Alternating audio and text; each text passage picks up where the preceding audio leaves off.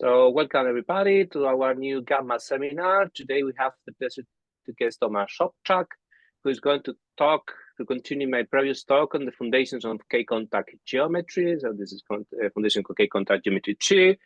Now, Tomasz, the floor is yours. Thank you for giving us a talk.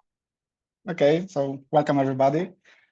Thanks the organizer for giving me a chance to say something and more precisely to continue what Javier started in the previous week. So a week ago, we presented the notion of K-contact geometry, the related notions of K-contact distribution and K-contact forms. And today I will recall some basic notions of it and apply it to analyze of some interesting properties of some, for example, K-contact groups, Lie groups, which will be introduced, and to extend some interesting conjectures. The one will be shown. So as a starter, I will just shortly remind you what is a K-contact form. So we know that the K-contact, we call the K-contact form a differential form, which is taking values in your K. We define it on the open subset of U. And this bold eta can be understood, can be seen as a sum of each differential one form with the tensor times the tensor of the basis of Rk. And having it in mind, the kernel of eta is just the intersection of each eta. It spans a regular non-zero distribution of current K. The curl d eta, which is similarly the intersection of each eta, d eta alpha included in our K-contact form, is a regular distribution of rank K. And importantly, those two distributions does not intersect, so the intersection is zero. So this is the basic notion, and if our eta can be defined globally, then we have this pair M eta, and we call it a co-oriented K-contact manifold. And of course, the d eta is called the Rib distribution of M eta. And we will, in this talk, also be interested of integral submanifolds of our Rib distribution. So it has its own name. We will call the leaves of this distribution Rib leaves. So the core thing about the previous talk was that we know how to approach the K-contact geometry via the K-contact form. However, it can be done, and it's really useful to do it via the K-contact distribution. So we define the K-contact distribution on, have to move, okay, I now can see my presentation. A K-contact distribution on M, we are calling the distribution, which is a subset of Tm, such that locally can be represented of kernel of some K-contact form, meaning if we have an open neighborhood of some point X, which is on our manifold, then the distribution on this neighborhood coincides with the kernel of K-contact form. And then we say that this pair MD is a K-contact manifold. And importantly, this eta now don't have to be defined globally. The distribution can exist on a whole M, but there shouldn't be, don't have to be a global eta form, a K-contact form eta. And as an example, to refresh our memories, this is the exactly example when the eta is not globally defined, but we have a K-contact distribution. So the first order jet bundle is an example of K-contact manifold, when the K-contact distribution as it was presented is a Cartan distribution of this form in the adapted coordinates, and locally can be represented as a K-contact form of this form. And I believe it was even shown that this eta is not it's not possible to define it globally. So this is exactly a K-contact manifold, but no co-oriented K-contact manifold. Tomasz, there is a simple example when you have, for example, the projection of the Möbius band onto S1, you have a vibration, yeah, and you start the first bundle over it. And in that case, you will have this K-contact, well, in this case, is a one contact distribution is a contact manifold, yeah? And this is not, in this case, it can be proved that it's not, the eta is not defined globally. Yeah, because it's also not orientable, so false. Right? Yeah, that's the point. That if the point is that if the eta could be defined globally, you would be able to define orientation of the Möbius band. This is the main idea of the proof to see that this is not globally. This eta cannot be defined globally. Yes, exactly. I just recall it to refresh our memories because I believe it was also shown, It's a good idea. Previously. But having this in mind, let's equip and apply our methods to some concrete examples. And the properties, the examples, and the way to what can we analyze via K-contact geometry are numerous. And I believe 1 hour is not enough to go into details of everything. So I just show the 3 main results that we obtain with Javier and Xavi with some more or less details. So we'll start with so-called, the definite of this part will be to define what is the K-contact Weinstein conjecture. But before, let us give some example or some intuition why what gives us a clue to form this K-contact Weinstein conjecture. So as an example, let us consider the Lie group S3, which is a 3 or 3 complex matrices on the Lie algebra with its Lie algebra S3 of skew Hermitian 3 and 3 matrices. And we can find the basis of our this Gothic SO3 of left invariant vector fields, which will denote as x1, x8. And in particular, we can give a representation of this as a I times lambda alpha when we use the so-called Gell-Mann matrices, which are also the basis of our SO3. And just to show it, I give it how they look like. So we have lambda 1, lambda 2, and everything is defined in the is isomorphic to the tangent space and identity of our Lie group. And because this is a basis, we can moreover define that the bracket of each element x alpha x beta is just the sum of the element of basis times the structure constants with the indices alpha, beta, and gamma, which goes from the 1 to 8.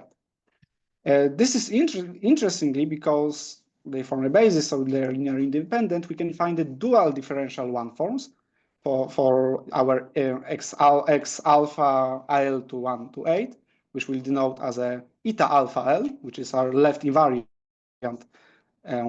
differential one forms. And if we want to find the differential of our eta, it occurs is just the minus a eta evaluated on the commutator, which we know that is the sum can be represented via this above sum. So finally, if we want to calculate the differential of our dual forms, it's just this equation, the equation below with the sum that d eta alpha is just taking 1/2 because it's this constant structure are antisymmetric. So after summing, we can easily find the differential of our dual one forms. And we can do this for this example. I didn't show every structure constant, so there's weird numbers with just those structure constants because there are a lot of them. However, if we calculate, for example, d eta 3 or d eta 8, we can use this previous result to easily formulate it via the elements of this dual basis. So if we, as we can see, if we can eta, it can be proven with more rigorous that eta. Tomasz, everything is fine. Just one comment, okay? That's an additional thing. Truly speaking, as you said, the constant extractors, well, they can be a little bit complicated to obtain, but in general, the form of the eta to become a two-contact form can be proved by means of Lie algebra theory and by means of root diagrams. There is a nice, well, it wasn't done in our work, but there is a nice application of Lie theory to prove that this works as it should. But it wasn't added to the work because it could take much space, yeah, but it's something that it is worth stressing, and it can be much further developed. I mean, it's just, this is just an example, as you know, but it can be much generalized, and the concrete values of this the constant structure are not needed, but the general structure needed to ensure what is going to be described in a while by you is easy, and it can be done in a very geometric and nice way. Thank you. That's all. Yeah, exactly. But it's a really good point. However, we want as I said, there will not be much details to everything because there are a lot of topic to cover. So, but the main idea is we will focus on the integral submanifold of our RIP distribution, because it can be proved that everything works, and actually eta is a two-context form on SO3, as you said. But the important thing is that if we find this RIP distribution, which is spanned by the RIP vector fields, in this case x3, x8, which are dual to eta3L and the left invariant eta3 and eta8, we will find that the RIP leaves form a Lie subgroup, which is diffeomorphic to a two-dimensional torus.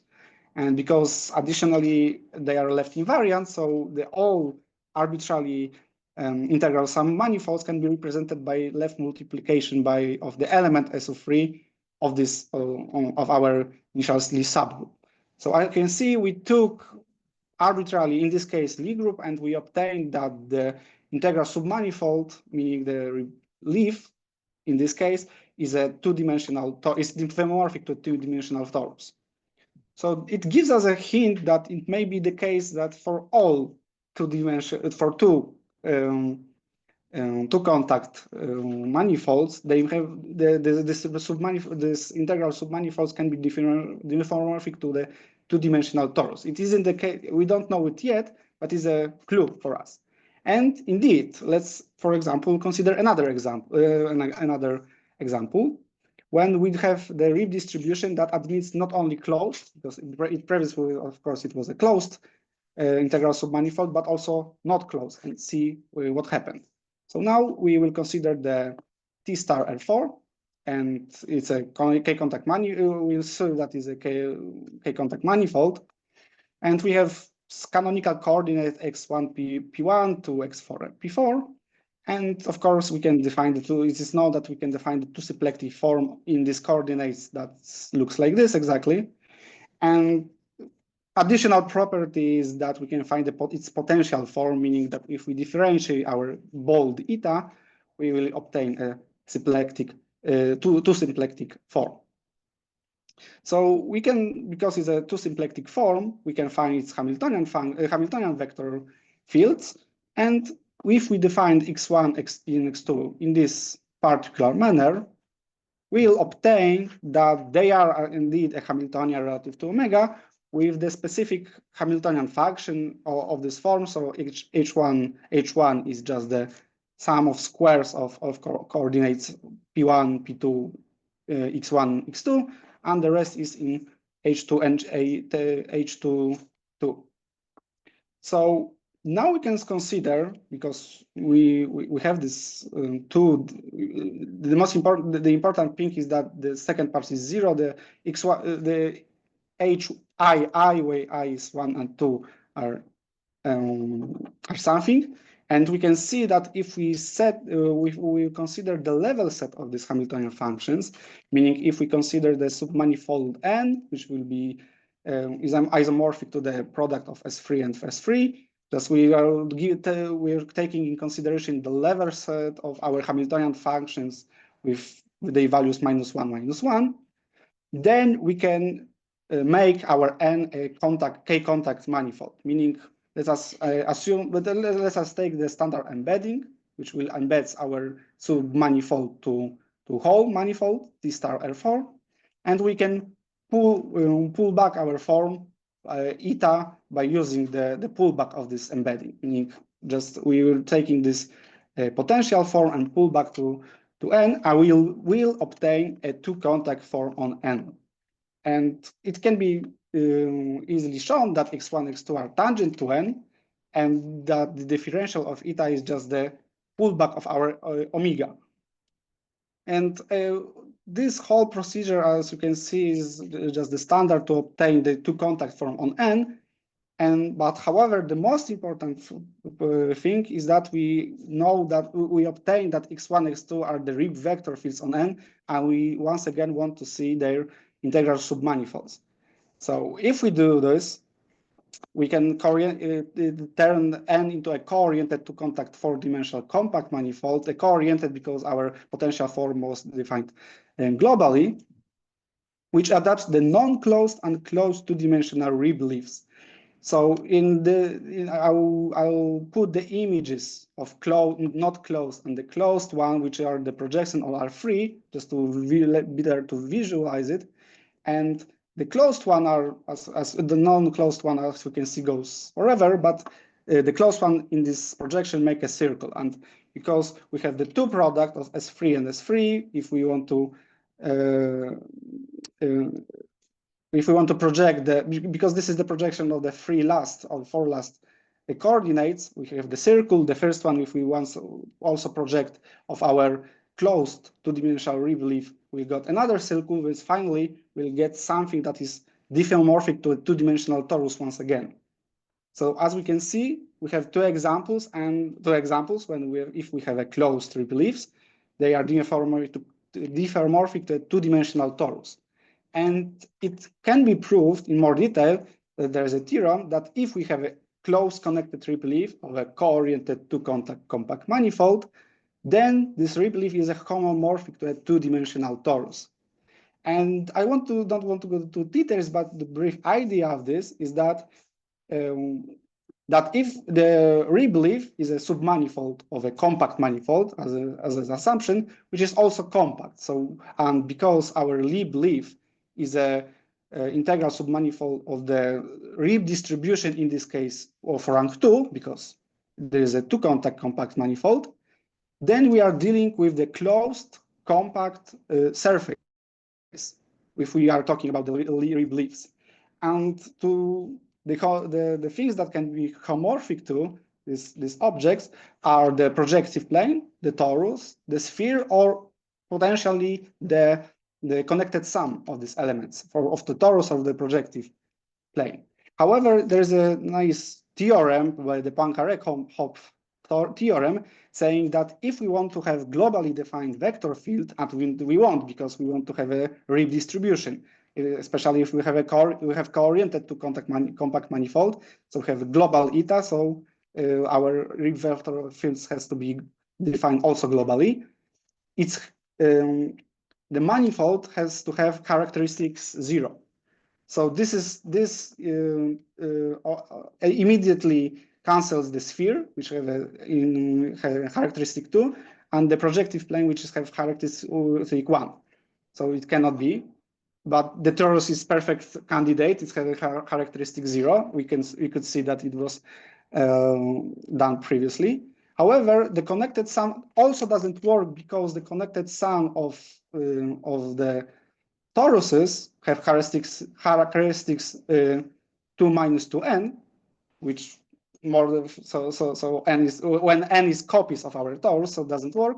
And the most beautiful, in my opinion, part is that the projective space has 2 minus n characteristic Euler characteristic. So the connected sum of two projective space could be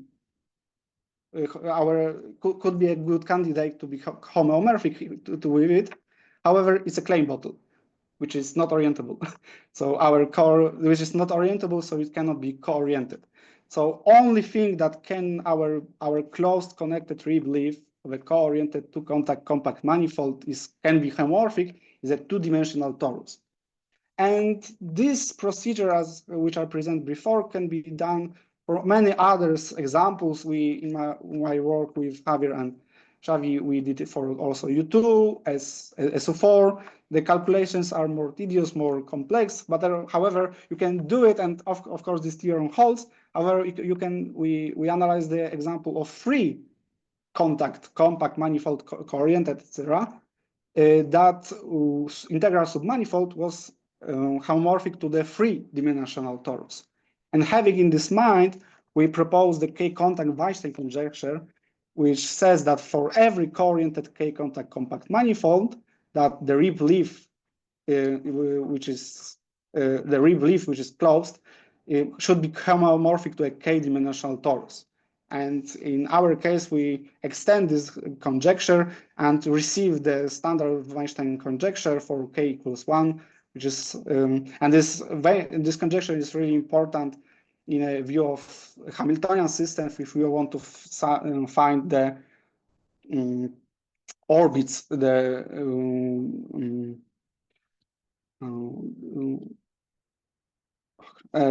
forgot the word, sorry. But this Weinstein conjecture in our case can be extended to the k-contact form and can be analyzed for the 4, 5, etc., which we plan to do in a future. What I wanted to say is it's really important in the view of study the periodic orbits of the Hamiltonian system. I forgot the word. Sorry. Yeah. Yes. One comment, Thomas. The thing is that the example you saw where you have closed and non-closed rib leaves, it was, yes, this one. It was constructed by generalizing an idea of Weinstein and other researchers in the contact setting, because the first Weinstein conjecture was about looking for some periodic trajectories of Hamiltonian systems, exactly. And many of the conditions found to obtain one periodic trajectory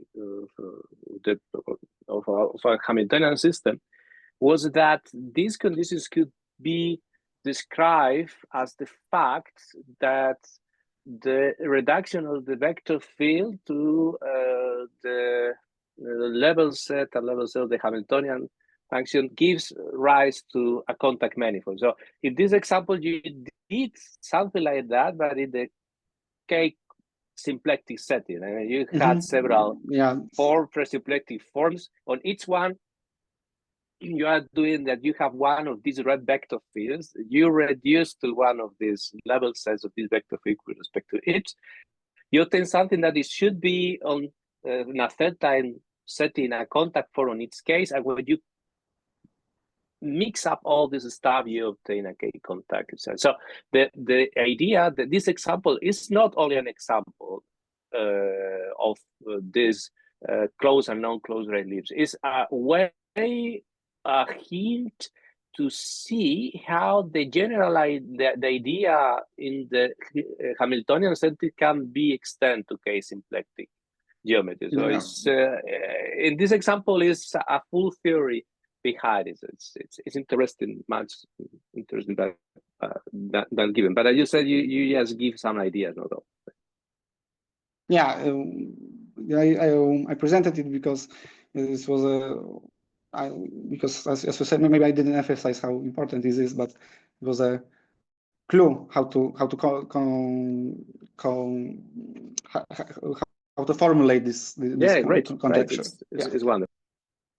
Yeah, so so as we could see, the K-contact geometry allows us to extend the Weinstein conjecture. So there is a first success of our theory to be applied. Another one is the generalization of the form of the Hamilton-De Donder-Weyl equations. But before I will talk about them, I will just introduce some necessary notions that will occur and will be very useful. And these Hamiltonian-De Donder-Weyl equations are based. The basis notion is a K-contact vector field and its integral sections. So what is a K-contact K-vector field?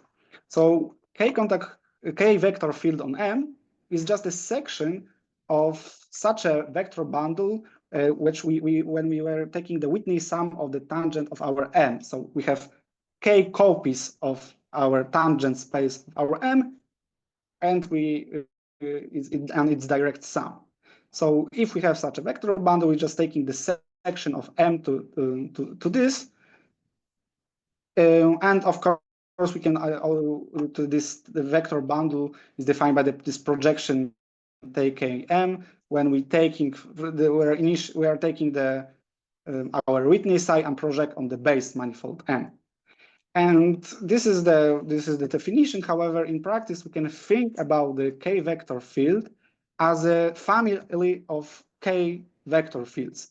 And how to think about this family is just by introducing this tau, this projection from the Whitney sum to the alpha index says us on which copy of our tangent space we are projecting. So the tau alpha is just the projection on the alpha copy of Tm, and then we can express a vector field X by this family, imposing that this holds, meaning the composition of X and this projection is just the vector field. So as we could see, it's just a commutation of this diagram, meaning if we take the value of X, which belongs there, and then project on our tangent space, it's just as we could take the regular tangent vector field on M and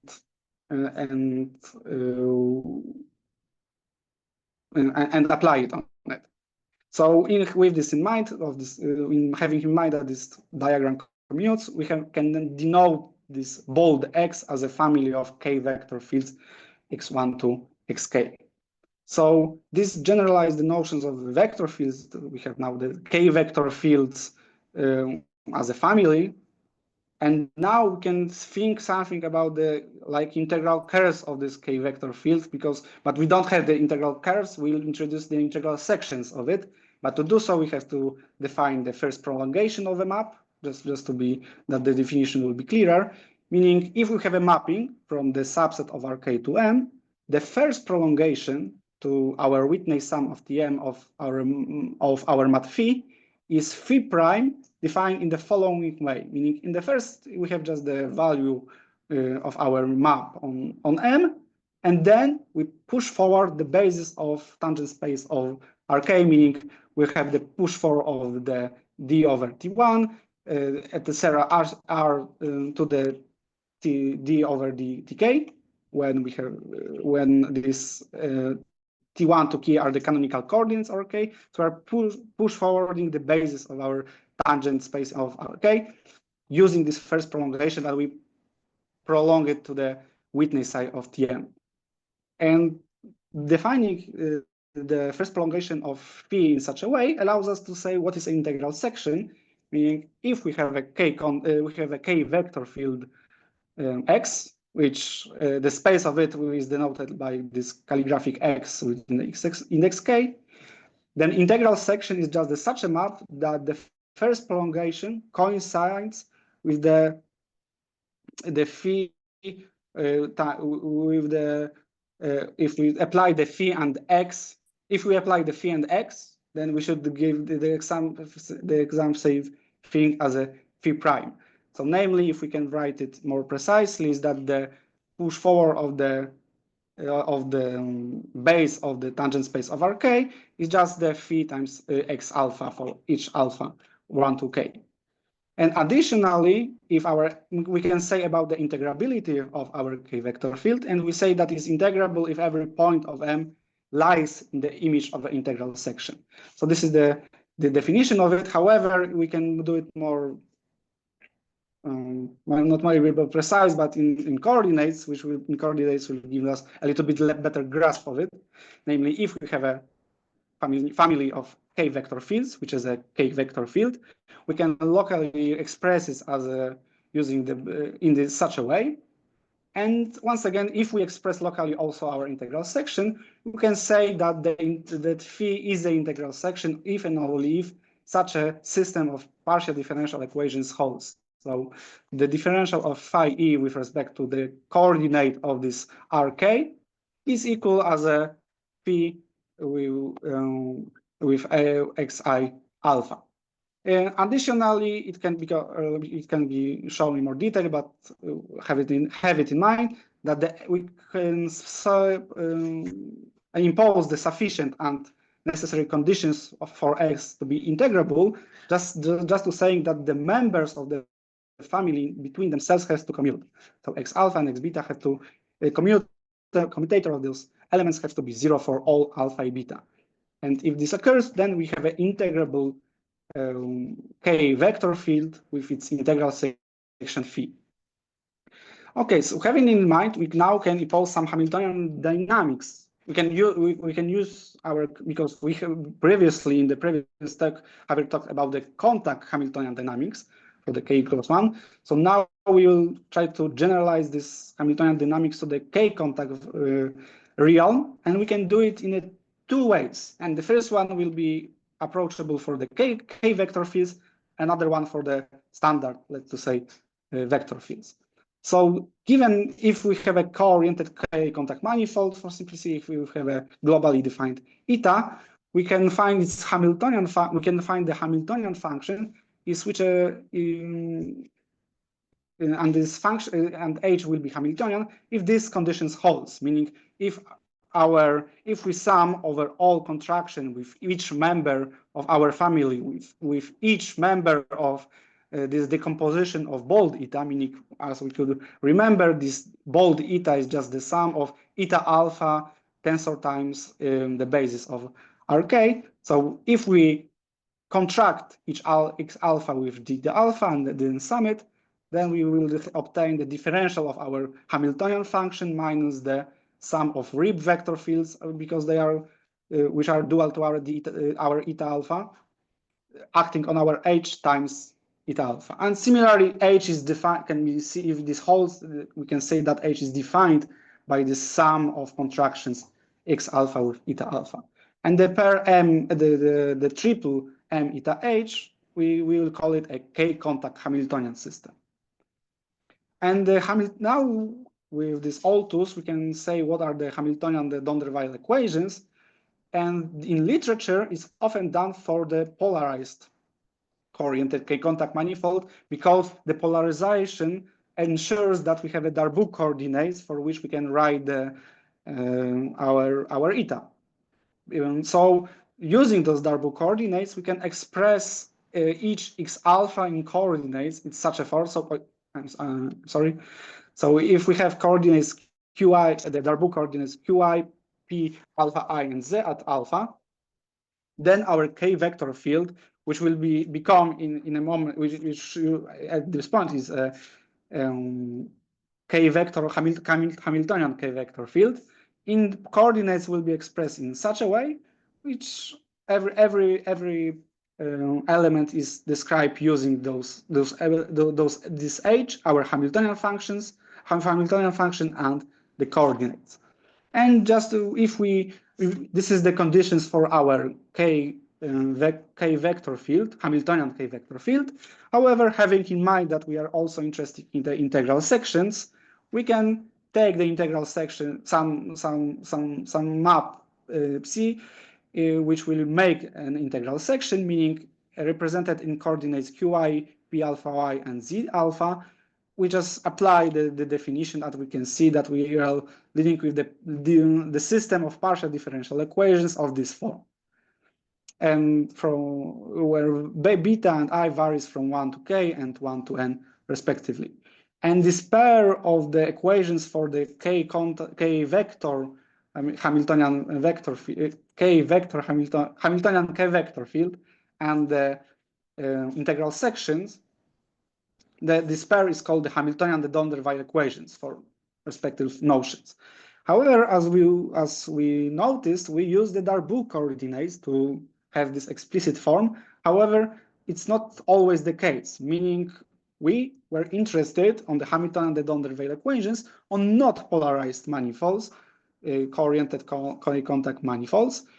And we studied our analysis from considering the so-called k-contact Lie groups, which is not formulated in this text. However, we can find about it that if we have a Lie group and we have a left invariant variant vector fields on our Lie group, then we can define also the left invariant differential one forms, which will form a basis of the dual of our invariant vector fields.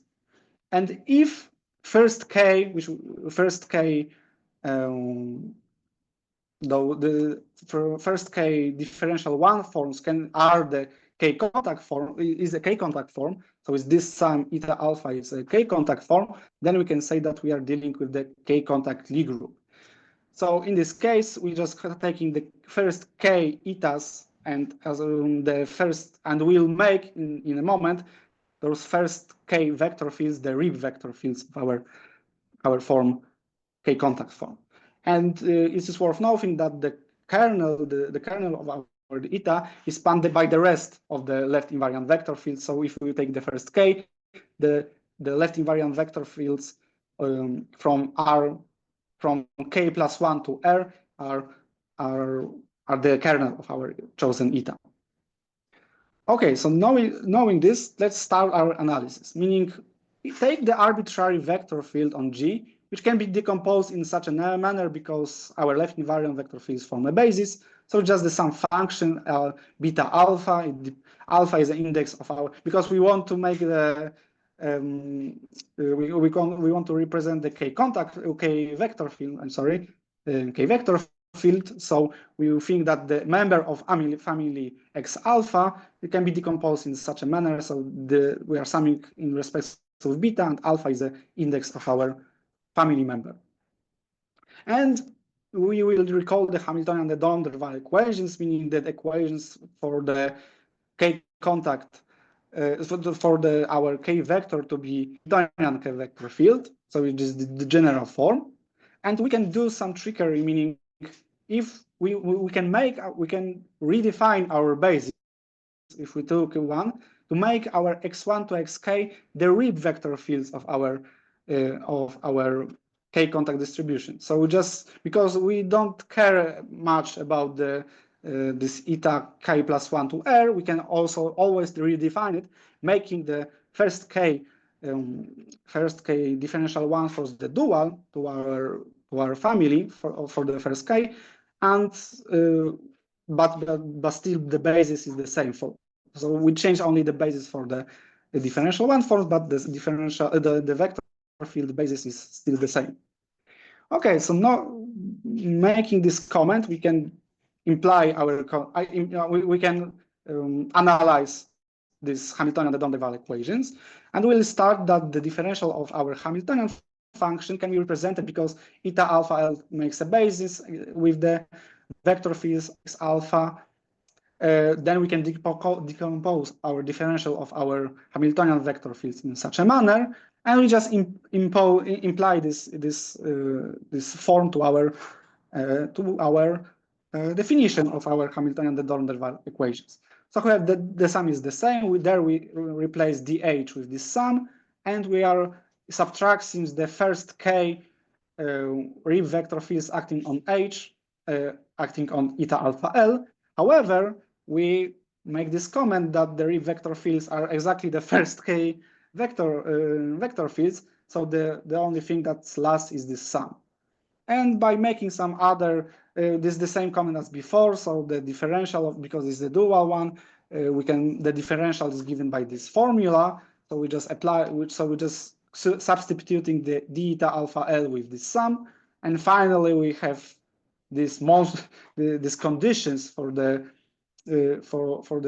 our X alpha to be the elements of the Hamiltonian K vector field. And now we're just comparing term, because as we can see there we are summing for gamma from the K to R, and there we can summing a gamma from 1 to R. So by comparing term by term, we obtain the so-called what we call the algebraic equations, meaning the first K elements has to vanish because the right hand side doesn't have any eta. However, by additional step, but noticing that if we know we know what is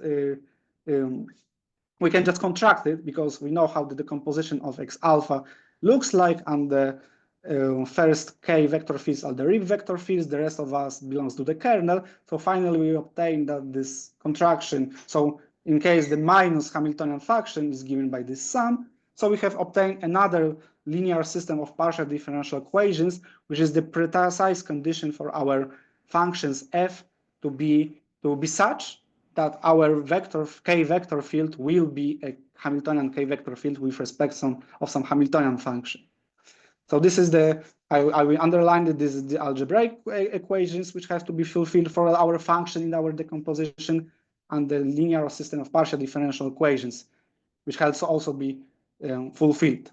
Additionally, as we mentioned before, we know that our K vector field will be integrable if the elements of this family commutes with each other. So we can impose another condition that this commutator is equal to 0. So by simple but time-consuming calculations, we obtain this condition in a little bit scary form.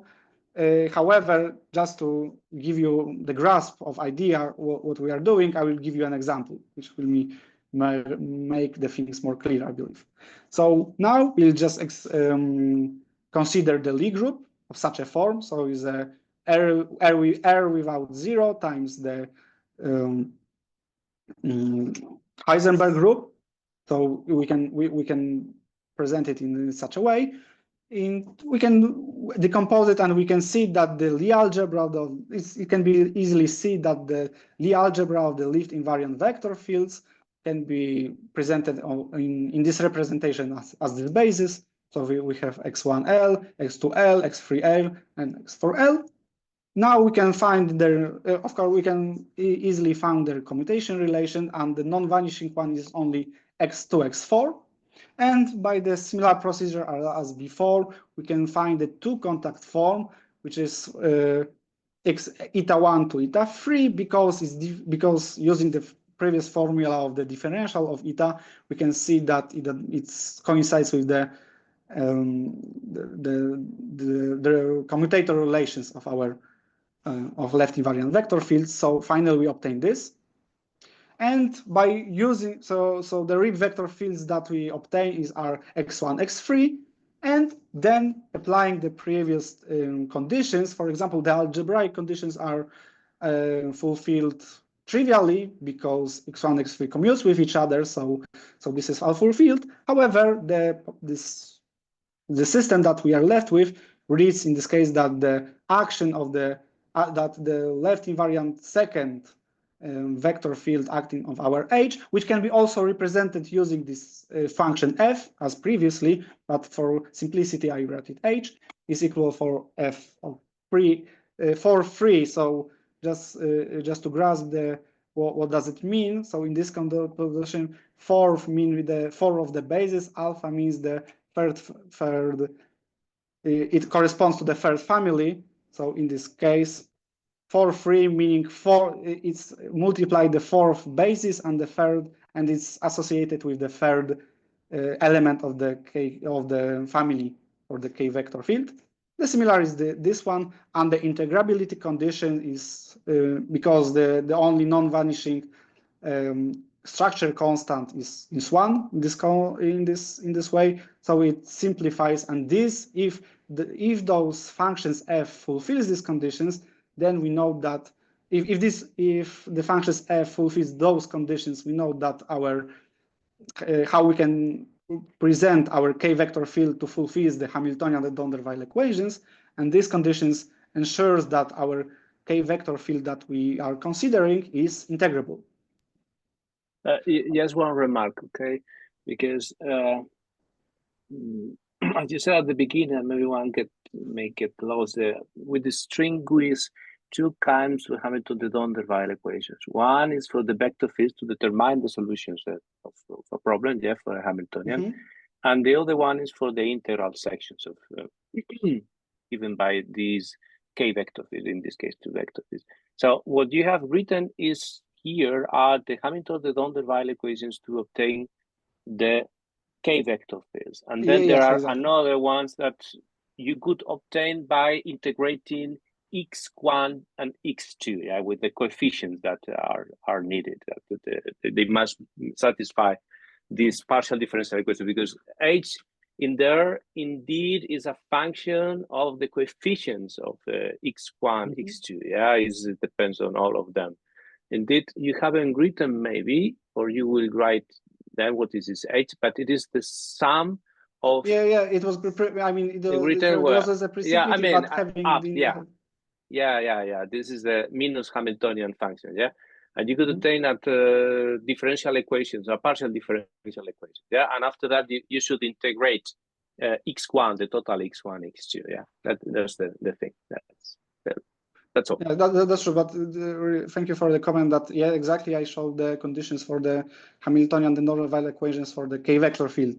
The integral section wasn't mentioned, but it can be done as previously. If we know this, we can. Yeah, you have this, and you can obtain the coefficients of the true vector field. Yeah, and after you have the coefficients, then you can integrate them to obtain the exactly. Hamilton-De Donder section. Yeah. Okay, so as we could see, we get the formula, the conditions for how to obtain the Hamiltonian De Donder-Weyl equations without the Darboux coordinates. So for not polarized, as Javier mentioned in the week before, that polarization ensures that we have these coordinates. But what we did here, using this k-contact approach, is to obtain the Hamiltonian De Donder-Weyl equations without Darboux coordinates. So this is the exactly conditions to generalize this notion to the not polarized k-contact manifold. So this is the second application which we do, and the next one is that we can use this the notion of k-contact geometry to analyze the characteristics of Lie symmetries, which appear in the analysis of the first jet bundles. And to do so, I will introduce what I mentioned before, the second notion of Hamiltonian dynamics, now for the so-called the regular vector fields. Meaning, if we have a k, this is the maybe a little bit abstract, not abstract, but general definition that the k-contact vector field relative to the k-contact manifold is just the symmetry, least symmetry of our distribution of k-contact distribution. Namely, if we take the commutator of X with any element of D, this the element that we get is also contained in D. And additionally, if we can of course do it locally, that the k-contact distribution is given by the kernel of k-contact form. But for example, if we have a co-oriented contact manifold, then this is globally. So we have a globally defined. Can say about the globally defined eta Hamiltonian vector field. So we have it in mind that the regular standard vector field that is a Lie symmetry of the k contact distribution is the eta Hamiltonian vector field locally for k contact form eta, and we can define the minus contraction of X with this eta Hamiltonian k function. And this is definition. However, the proposition, which I will not prove, but it's straightforward, is more which we will use, says that the similar as before, the vector field is an eta Hamiltonian vector field relative to this pair, if and only if those conditions are fulfilled, the similar as before. So for the k-contact vector field, we have their sum and only one h, and we have only one function and family of k vectors. In this case, we have one vector field and the family of k functions, which will form this rk-valued function, which can be represented as this sum. So if contraction with each eta alpha gives us different h alpha, taking with minus, and this condition, similar as before, is just the contraction of the eta alpha, gives us the differential of each eta alpha minus the action of each Rib vector field on our fixed h alpha times each component of k-contact form. So this proposition gives us a more precise conditions what to mean to be a eta Hamiltonian vector field. So having in this mind and recalling our favorite k-contact polarized k-contact manifold, which are the first jet bundle, have its Cartan distribution and this polarization that belongs to the kernel of eta is of this form. So by considering it, we can consider we can analyze a vector field on the fiber bundle of this form. So the idea is that if we have a given vector field X on the fiber bundle of with such a projections with the adapted coordinate x1, y alpha on U on our total space. So if we have this vector field given, then its prolongation to the first jet bundle is not only unique, but is an eta Hamiltonian vector field which is defined on this in the inverse of this projections, which there's the definition of this projection, meaning the projection the element of the first jet bundle to the total space. So by taking the inverse, we make the domain of our PRX. I mean, this Hamiltonian field has this notation because exactly projection X to the fiber bundle gives us exactly X. So there is this proposition gives us that there is a unique, not only unique but also eta Hamiltonian vector field per X. Additionally, if we introduce the adapted coordinates x1i, alpha, y alpha, and y alpha I, the x, which is the PRX, which is a prolongation of x, can be written in such a form. So there we have this starting vector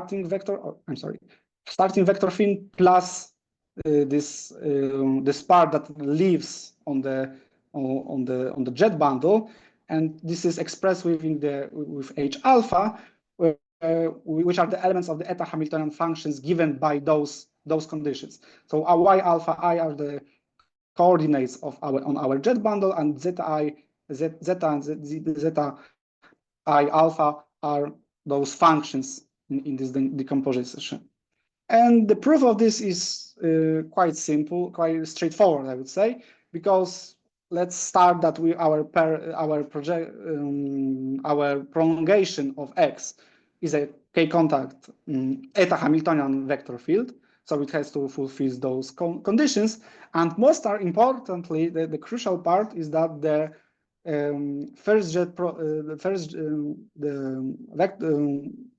vector bundle of first jets is a polarized k-contact manifold. So we have the Darboux coordinates, so we can write those eta alpha and d eta alpha in Darboux coordinates.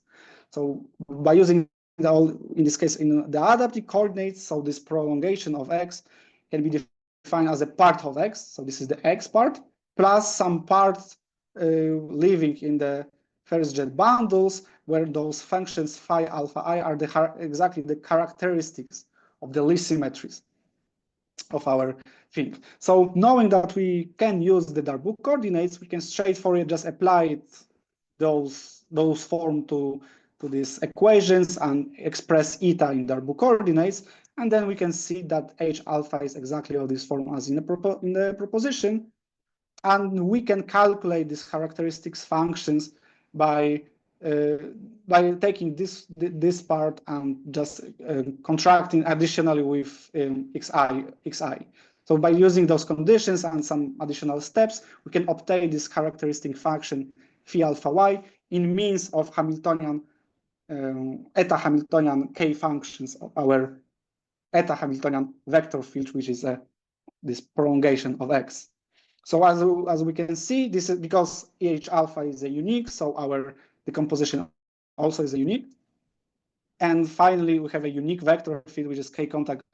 Is a eta Hamiltonian vector field and projects exactly on our initial vector field. So as we can see, using the approach of k-contact geometry, we can easily find those characteristics. So we can easily prolong any vector field X by just calculating its Hamiltonian function, and we have a recipe if we calculate this H, which we don't have to even do it because we are given H, meaning we are also the zeta and xi are all in many cases given, so we know what the H is, so we can apply. So we are from the start we know how this characteristic function of the prolongation looks like.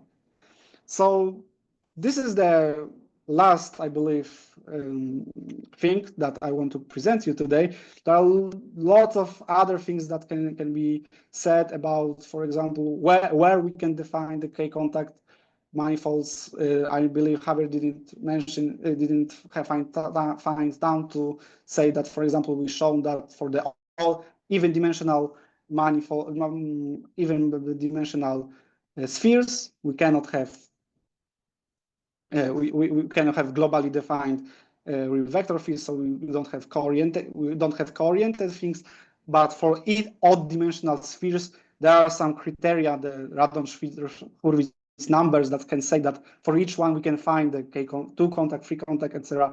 forms. So there are a lot of fields that can be analyzed. For example, this one are much more apart from each other, if one think about it. But every of these fields can be described and analyzed via the K-contact geometry.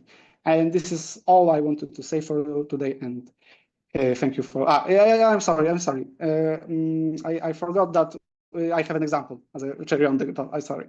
So just to quickly the proposition, I have that the if we have such a prolongation as in the previous proposition, the tangent to this prolongation is tangent to the zero-level set of eta Hamiltonian K functions, which is really easy to show, because if we do this calculations covers everything, meaning we are leaving that the action of this prolongation of H is proportional to H alpha, meaning if we are taking the zero set, so this is the zero, so prolongation is tangent to the zero level set. And I'm really sorry that I almost skipped the example, because the example is interesting, meaning we can consider the Dirac equation as an example of this characteristic of these symmetries, meaning the Dirac equation reads that if we have the gamma 0 to gamma 3, the Dirac as a Dirac matrices times the standard differential, meaning we can interpret as a zero differential as a partial differential of time, and the differential of 1 to 3 as a differential of coordinates. And the solutions are the, in physics language, the spinors, but we can understand them as elements that takes the time and the space and gives us the four functions that belongs to the complex realm C4.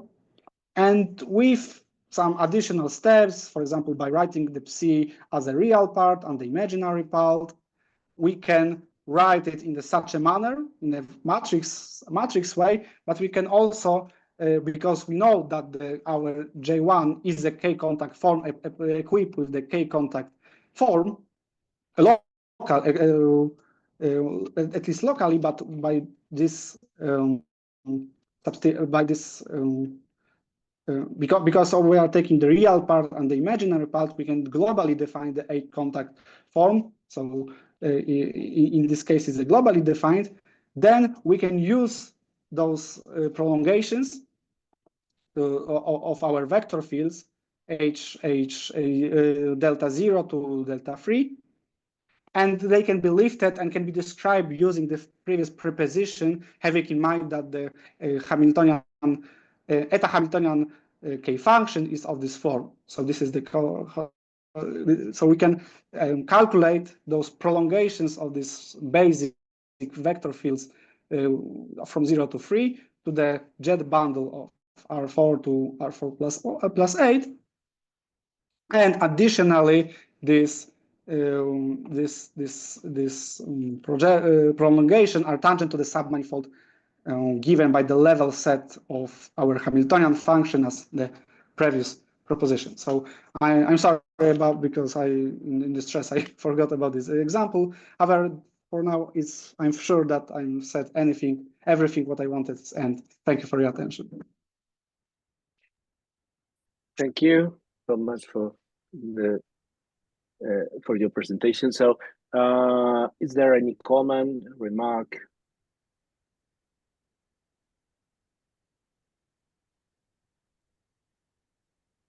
So I can make a question. Tomasz, could you talk about possible extension of this work? You can do what you can do apart from the things you have said with these companies. What else you can do? I mean, what we were working for now, but you mean what we can use the K-contact formulation? Yeah, I mean, the possible extensions you can do of this work, apart from the ones we already talking about. So what I'm working on now is to analyze the K-contact Lie systems, of course, and we can analyze them via this because because with each Lie system there are associated R vector fields that are closed under the commutator, which form the Lie algebra, and we can interpret those vector fields associated with the Lie system with the other eta Hamiltonian K function. So we can analyze those systems and find, and in the future probably find the superposition rules, which are of course connected with the Lie systems via this formalism, via the eta Hamiltonian K functions of the eta Hamiltonian vector fields of those systems. So this is for sure the another thing that we can do with this. We want to do. Okay, so yes, one comment apart from that, the coalgebra method that is done, for example, for symplectic Lie systems can be also extended to several subcases of these K-symplectic Lie systems. But this is interesting. In my opinion, more interesting is that the theory about the description of characteristics for Lie symmetries, what you said at the very end, says that a whole theory can be reinterpreted. I mean, there are lots of words about the characteristics of vector fields of Lie symmetries for first order differential equations. You have just presented one result, but it is a whole theory.